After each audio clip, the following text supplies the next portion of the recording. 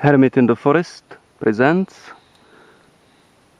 The Bard's Tale Volume 1 Tales of the Unknown Unboxing. This is a classic old role-playing game from the 80s made by Interplay Productions. And let's take a look at the box art first.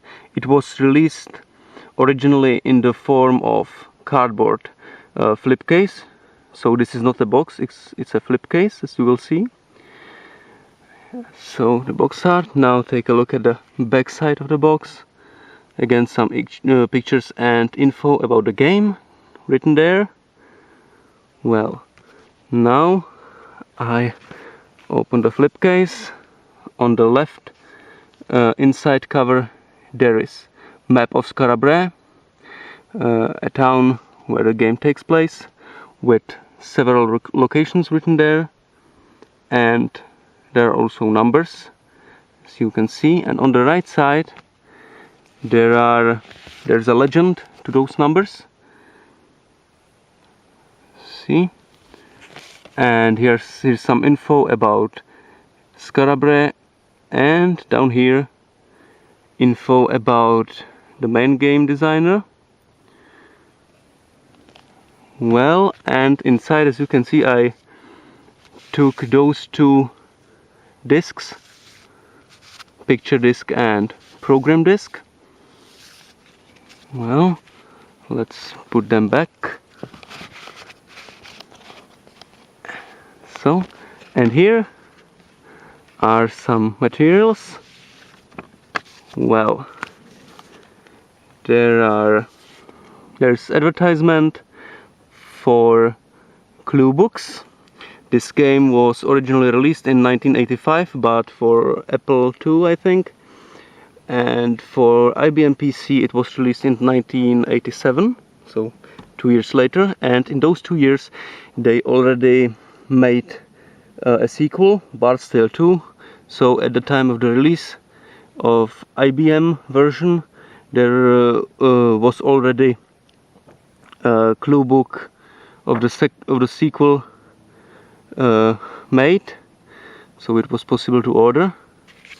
Now there is another advertisement, and here is the game manual that is just black and white with some info classic about the game, about magic, character classes, and so on. As you will see, I will show you some character classes pictures. Here's the magician, for example, sorcerer, wizard, and all info about it. Well, so that's the game. And I want to tell you today also about budget releases of old games, because nowadays it's no problem to recognize second or third releases, budget releases of games, because their graphic layout of the boxes includes a frame where it's written on, I don't know, white label, extreme, classics, or so on. But in the 80s and 90s, the budget releases, the second releases, were very similar, and it is not easy to recognize them from the original. They look almost the same.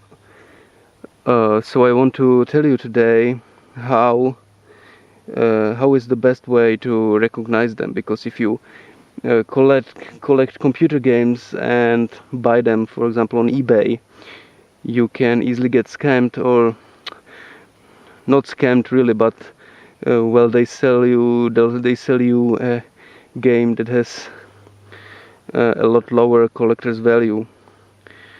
And well, if you, for example, this game sells on eBay also, a budget release of this game, and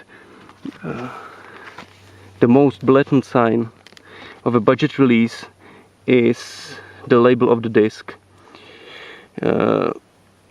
because almost always the original release of the games at the 90s and 80s had colored labels of the discs.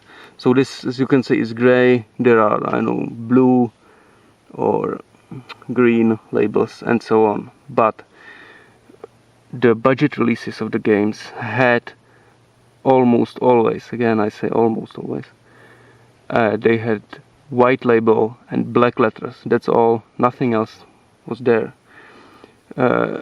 Also there usually wasn't logo of the developer or original publisher.